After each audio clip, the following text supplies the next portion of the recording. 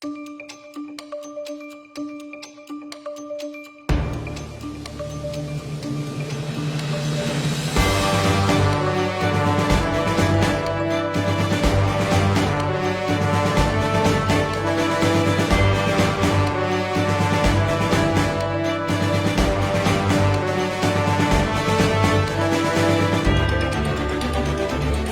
hapon.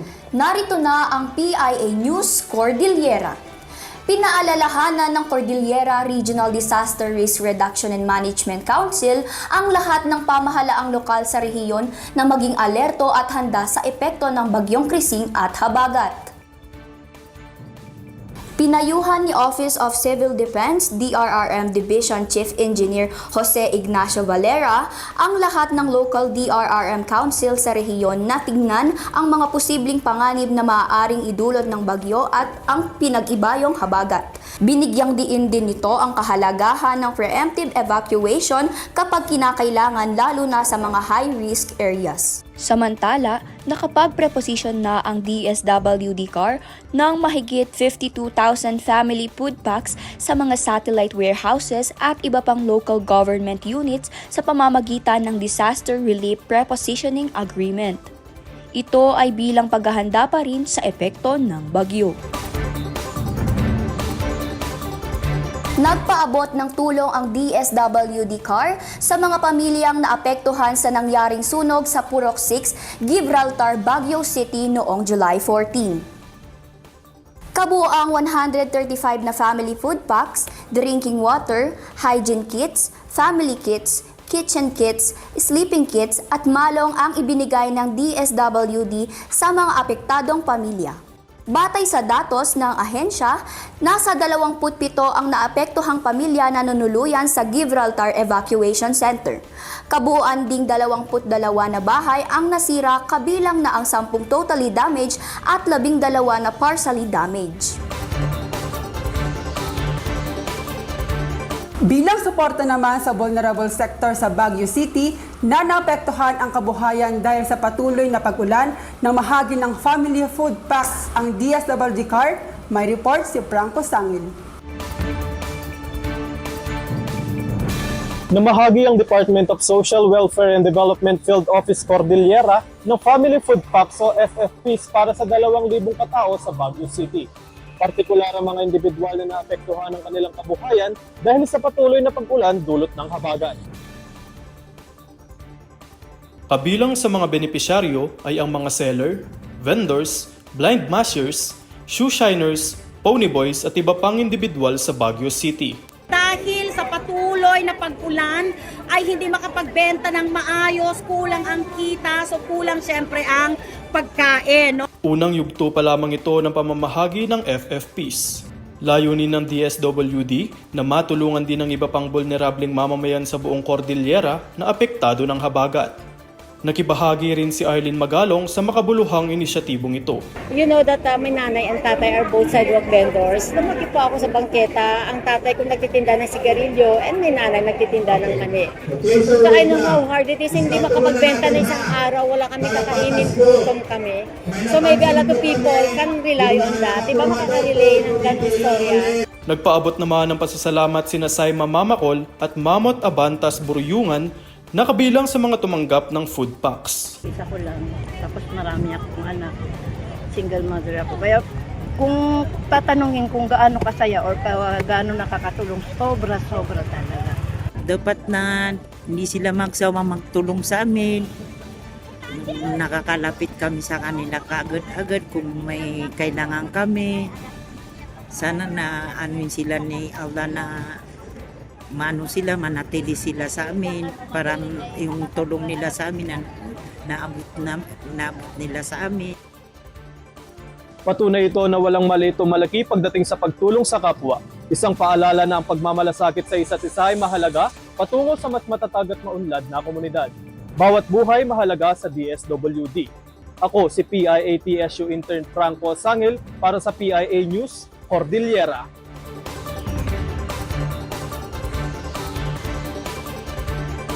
Bilang tugon sa pangako ni Pangulong Ferdinand R. Marcos Jr. para sa dekalidad at abot-kayang bigas, inulunsad na rin sa Baguio City ang Benteng Bigas Meron na program para sa vulnerable sector. Pagpapalawak pa sa nasabing programa, sinisiguro ng Department of Agriculture si Fresel Lanusa para sa detalye. Inilunsad ng Department of Agriculture ang Benteng Bigas Meron na program sa Baguio City nitong July 16 sa Kadiwa Store sa Gisad, Baguio City. 750 na individual mula sa vulnerable sector gaya ng senior citizens, person with disabilities at solo parents ang unang nakatanggap ng Benteng Bigas na programa ng gobyerno. Layunin nito na makatulong hindi lamang sa consumers, kundi pati na rin sa mga magsasaka. Tuwang-tuwa po kami at nakarating po dito sa Baguio ang murang bigas. Sana po magtuloy-tuloy po ang kasi kailangan po namin talaga.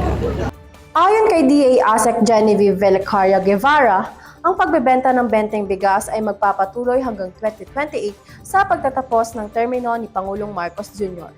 Sa ngayon ay mayroon na tayong 126 Kadiwa store sa Pilipinas na nagbebenta ng P20 Benteng Bigas. Layunin ng pamahalaan na magkaroon ng 1,000 Kadiwa store hanggang sa taong 2028. Nila, hindi daw pwedeng mangyari na makapagbenta tayo ng P20.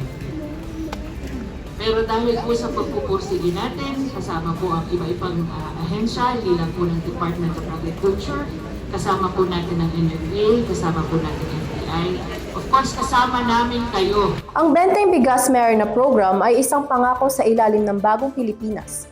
Katuwang din dito ang Department of Labor and Employment para sa minimum wage earner at Department of Social Welfare and Development para sa electronic benefit transfer cards sa ilalim ng Walang Gutom program. Ang National Food Authority ang siyang bibili ng palay direkta sa mga magsasaka at ang Food Terminal Incorporated ang siyang magbebenta.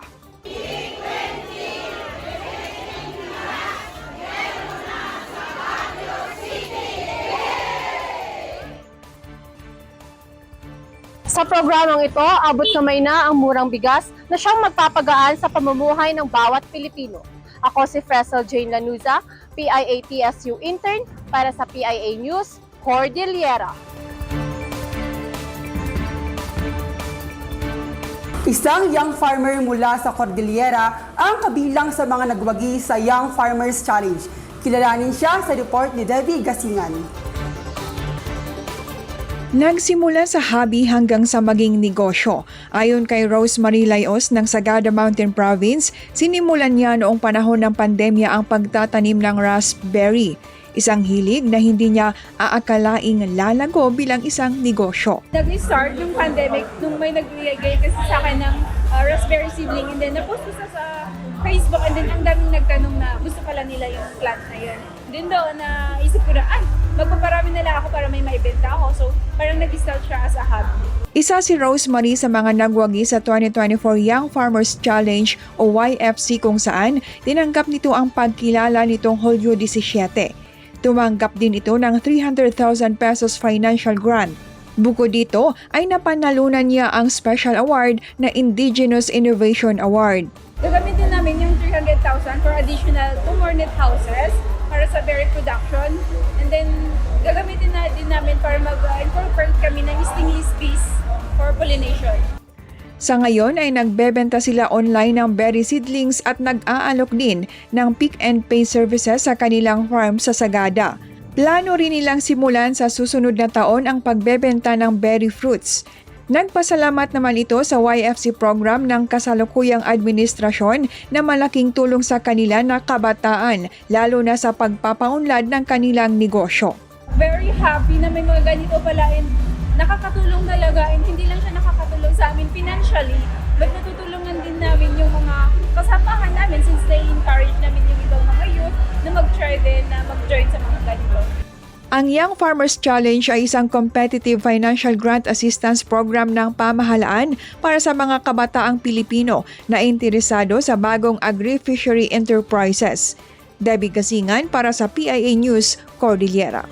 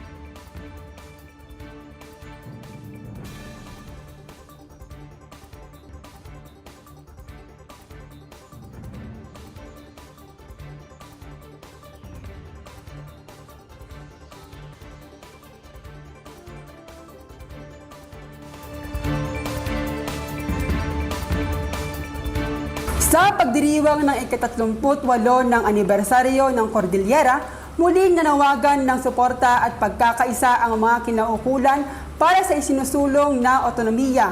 Karagdagang detalye mula kay Franco Sangil.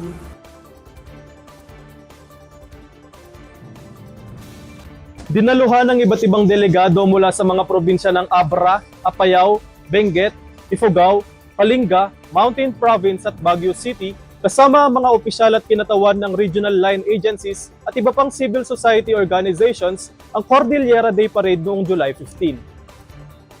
Ang selebrasyong ito na may temang Securing the Future of a Unified Cordillera ay nagpapakita ng patuloy na pag-usad tungo sa isang mas inklusibo at pinalakas na Cordillera. Ito ay pinangunahan ng Baguio City sa pangunguna ni Mayor Benjamin Magalong kasama ang Regional Development Council Infrastructure Committee na pinamumunuan ni Ifugao Governor Jerry Dapilog.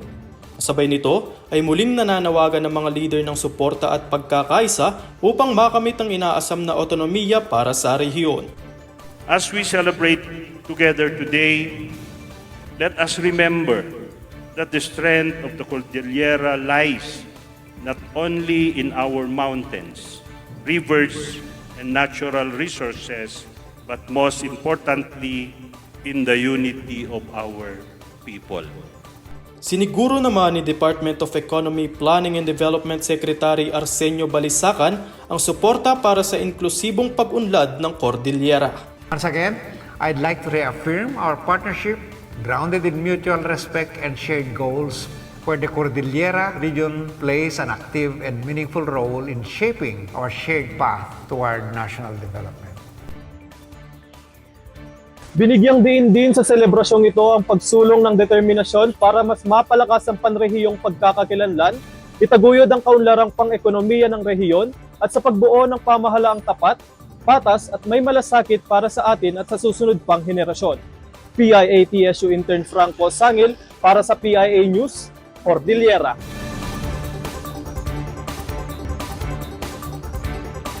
Mayroon ng ikalawang pamilya ang Class of 2028 ng Philippine Military Academy. Kamakailan ay inilunsad ang 46 Host Parents Program para sa mga ito. Si Clintis Bantotanes para sa report. Inilunsad ng Philippine Military Academy katuwang ang Baguio PMA Host Parents Program Incorporated ang 46 Host Parent Program kamakailan. Nasa 307 na kadete ng PMA Siglab Kasilag Class of 2028 ang nagkaroon ng foster families. Sa pamamagitan ng tradisyon na ito ay nagkakaroon ng ikalawang pamilya ang mga kadete mula sa komunidad ng Baguio kung saan nagkakaroon sila ng emotional support at moral guidance sa labas ng barracks. To have a foster family means something, means receiving support and being embraced. It's having someone to talk to after a very long day, a comforting meal that evokes memories of home, or a shared laugh that lightens even the heaviest of days.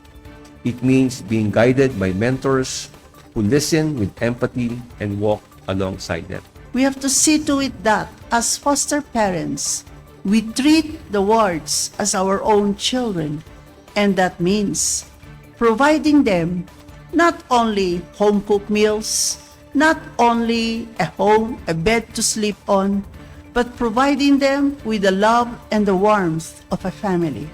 Sa seremonya ngayong taon ay pinarangalan din ang mga foster parents na naging bahagi ng programa sa loob ng 5 hanggang 15 taon. Kinilala ang kanilang dedikasyon sa paghubog sa mga leader ng AFP sa hinaharap. Clintis Bantotanes para sa PIA News, Cordillera.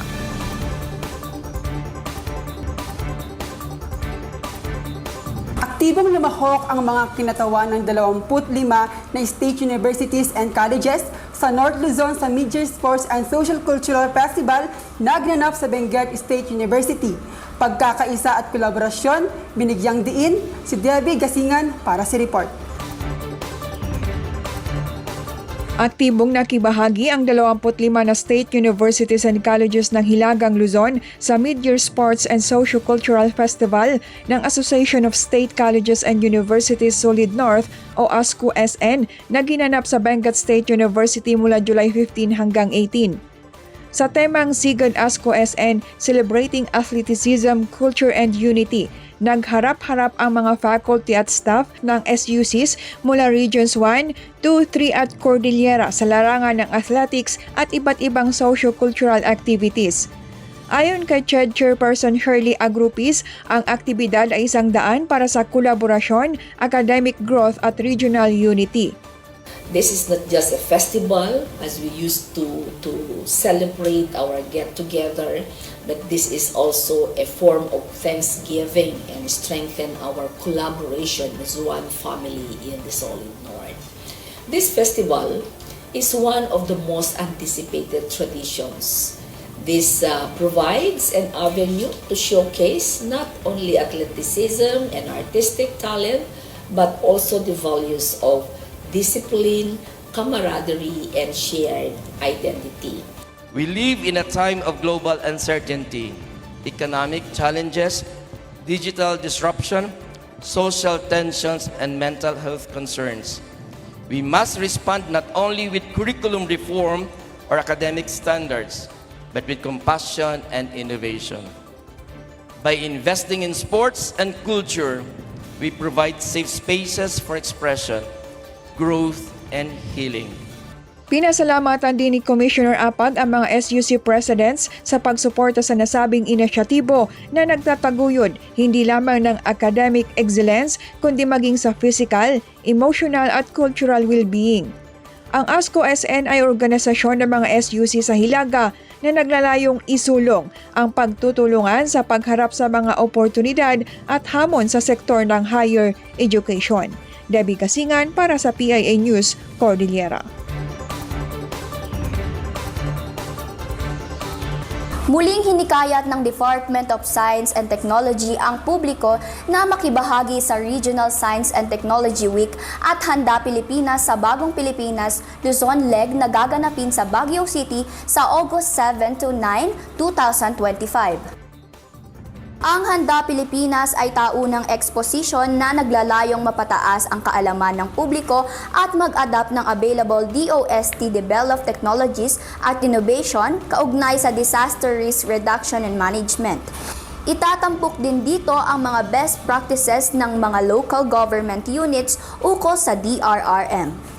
Magkakaroon din ng exhibits, trainings at forums patungkol sa iba't ibang natural disasters. Samantala, ang itataguyod sa Regional Science and Technology Week ang mga locally developed technologies, research initiatives, at DOST-assisted projects. Kabilang sa mga tututukan dito ay ang Smart Agriculture at Forum on Mountain Engineering Technologies.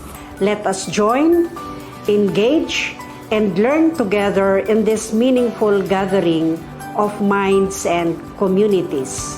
This event is brought to you by the Department of Science and Technology, Solutions and Opportunities for All.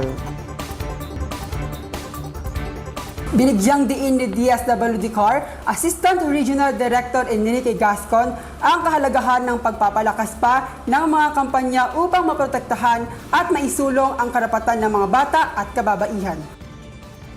Iginiit ni Gascon ang pagpapalakas ng mga information, education and communication campaigns ng iba't ibang kawani ng pamahalaan at mga civil society organization gamit ang iba't ibang sistema at pamamaraan ng communication. Kailangan din aniyan na madisenyo ang mga programa, proyekto at aktibidad ng bawat tanggapan na tutugon sa iba't ibang hamon at maprotektahan ang vulnerable na sektor ng lipunan. Nitong Hulyo 16, 2025 ay nagpulong ang mga kawani ng Regional Subcommittee for the Welfare of Children, Regional Juvenile Justice and Welfare Committee at the Regional Committee Against Trafficking and Violence Against Women and Their Children para talakayin ng iba pang mga programa at takbang para sa ikabubuti ng mga bata at kababaihan.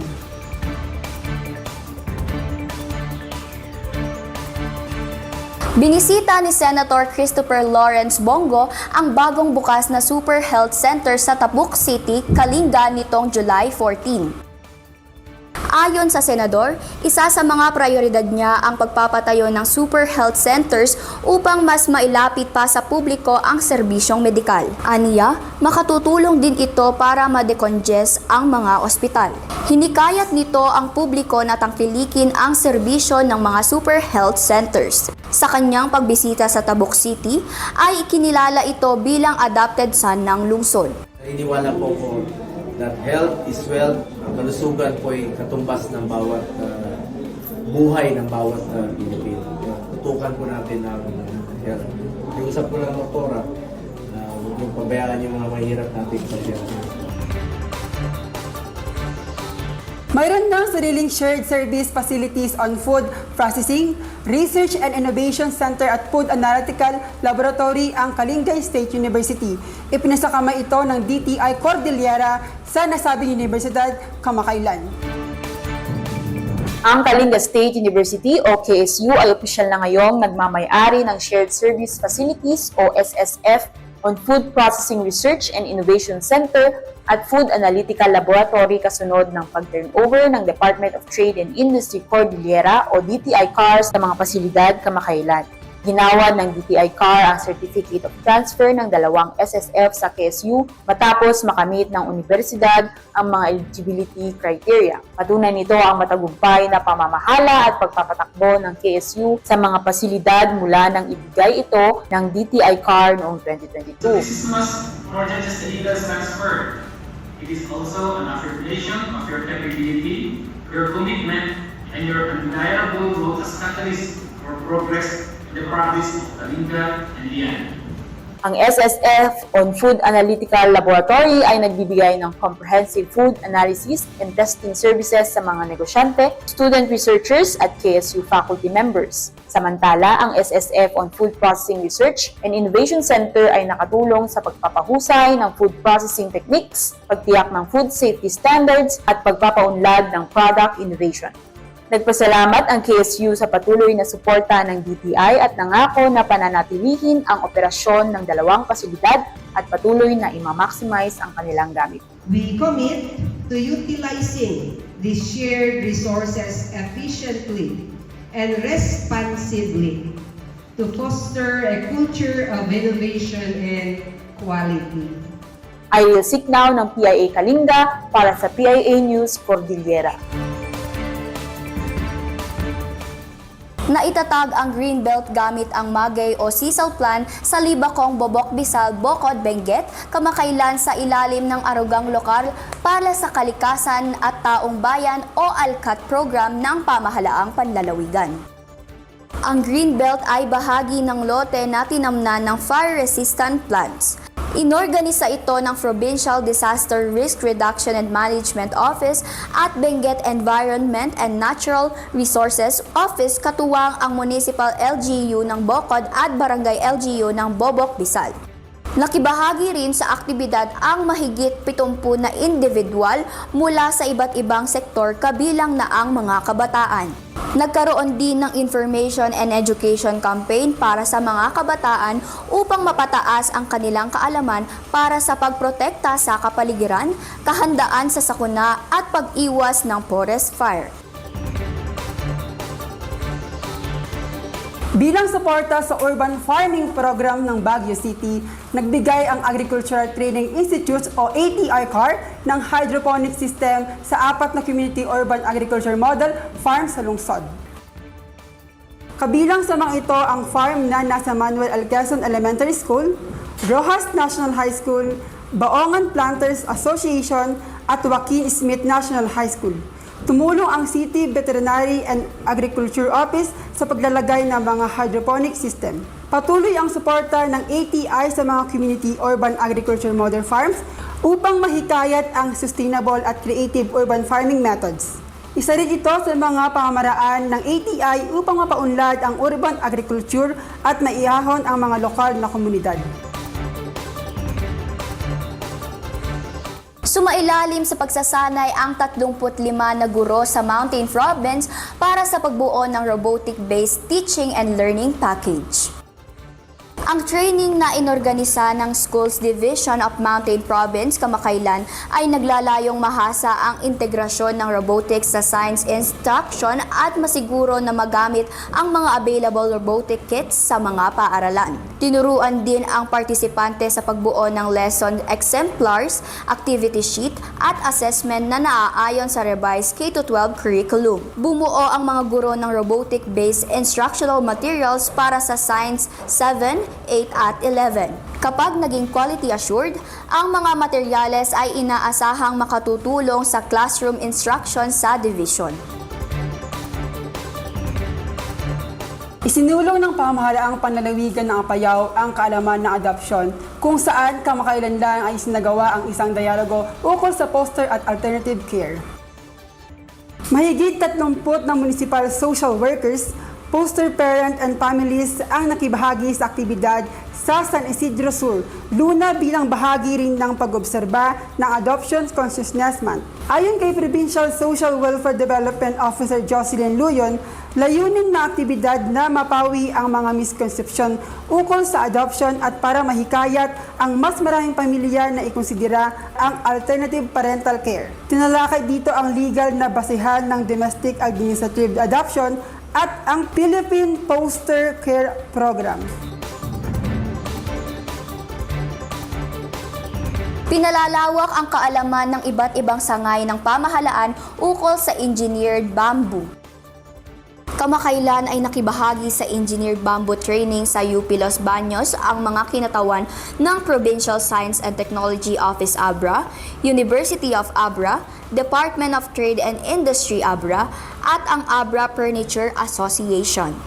Layunin ng training na mapalawak ang kaalaman ng mga partisipante mula sa components, production processes, quality standards at equipment handling ng engineered bamboo. Nagkaroon ng hands-on kung saan sinubukan din ng mga partisipante ang tamang taktika ng produksyon ng mataas na kalidad na engineered bamboo products.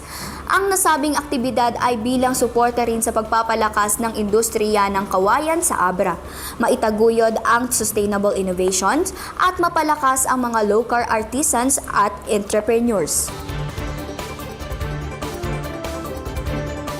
Ipagdiriwang ng pamahalaang lokal ng hungduan sa Ifugao ang Punok Festival sa Agosto 2.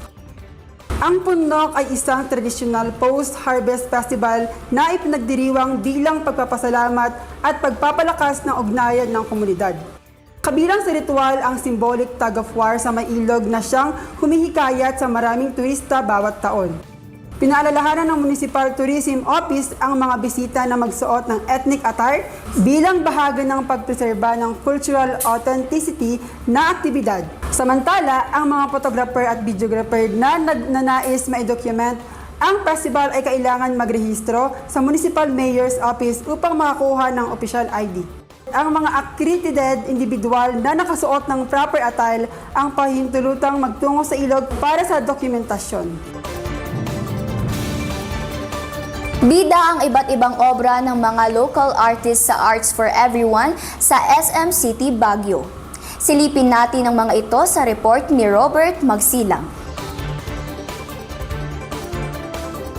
Binuksan ng art exhibit, Art for Everyone sa SM Baguio City, isang selebrasyon ng galing, talento at kulturang Pinoy.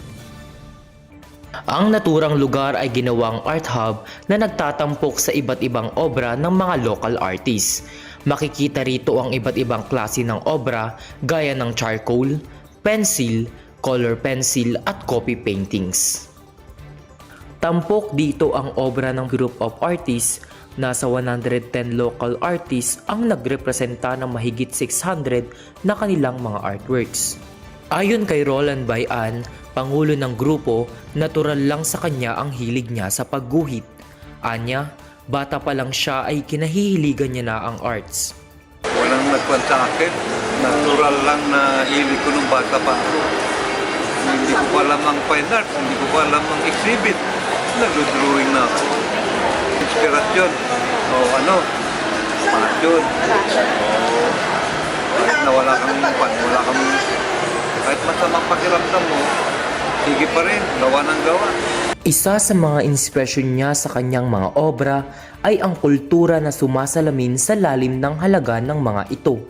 Ang Art for Everyone ay isinasagawa sa mga SM Supermalls sa bansa kung saan itinataguyod ang pagkamalikhain ng mga Pilipino. Nagbibigay daan din ito sa mga kilala at emerging local artists para maipakita at maibenta ang kanilang mga obra. Ang sining ay para sa lahat. Suportahan ng ating mga local artists at mamangha sa kanilang mga obra. Bisitahin ng Art for Everyone hanggang July 26. Ako po si PIA-TSU intern Robert Magsilang para sa PIA News, Cordillera.